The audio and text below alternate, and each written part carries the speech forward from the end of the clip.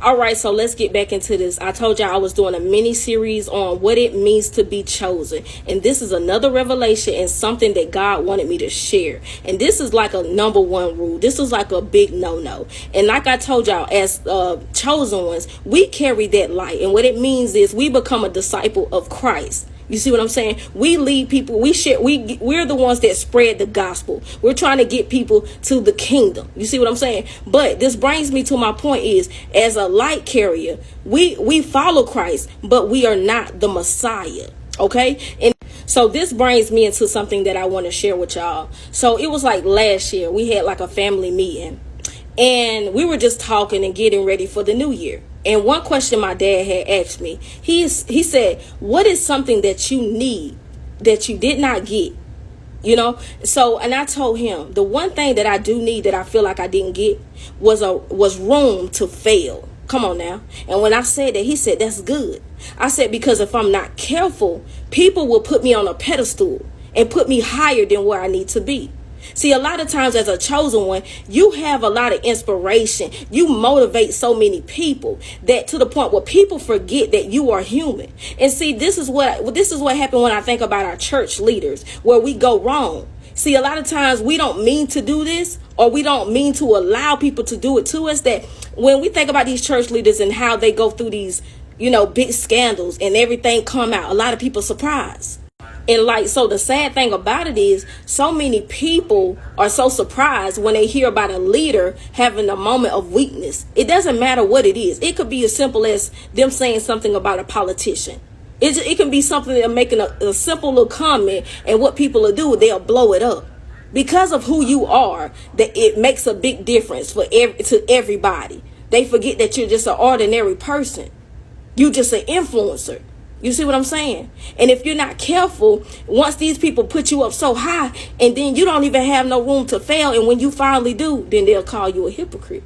Never let nobody treat you like you are the Messiah. Never let nobody put you on a pedestal, because you are still growing every day. Because you know what? For every new level, there is a new devil. You're still going through things in your life too. So I never been surprised when I hear about a spiritual leader going through something. You see what I'm saying? They still fight just like you do.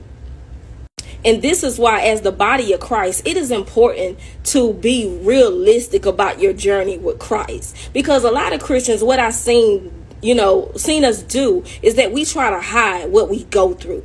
So when you hide what you go through 24/7, people are just going to assume that everything is good in your life. They're going to assume that you ain't doing nothing. They're going to assume that you're not fighting no temptation. You don't have no issues behind closed doors. And when you finally do, everybody's so surprised. You know how they do. When you finally go through something that people, oh, you went through that? You see what I'm saying? No room to be an ordinary human on this earth. So being a chosen one and being in the light is not easy. See, a lot of people been begging God for a spotlight.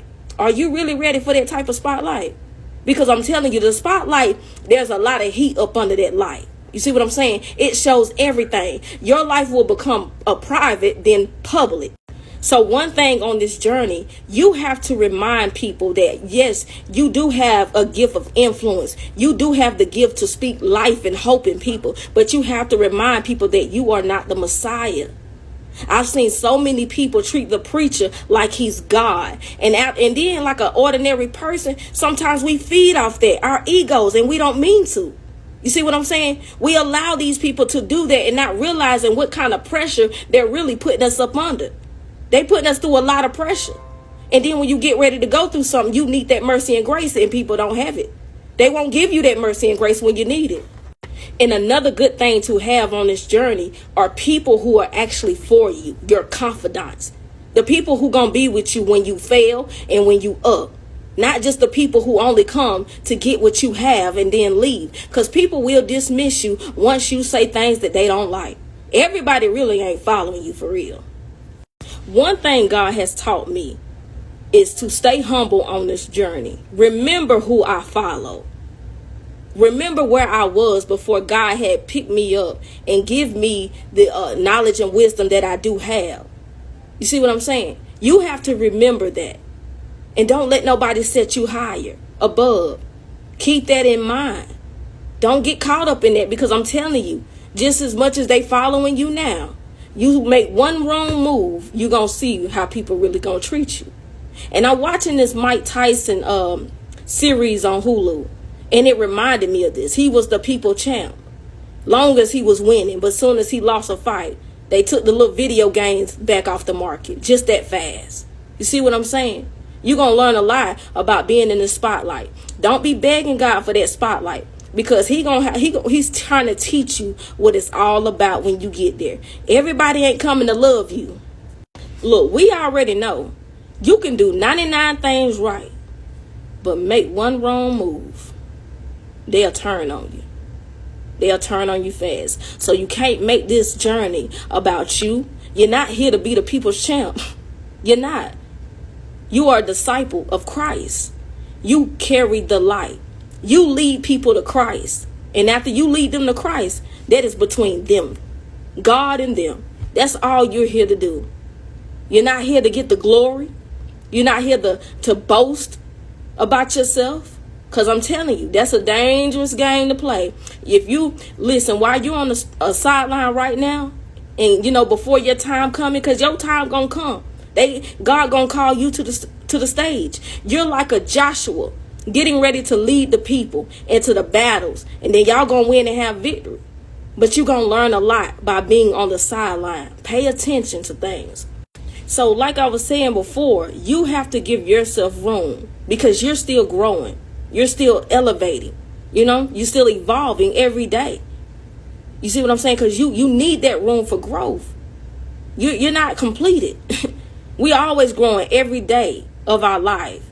We're gonna face new situations in our life that we've never had before. And here's the thing, you may shoot your shot, but that don't mean it's gonna go in every time. Not the first time. The point is, if it didn't go through the first time, try it again.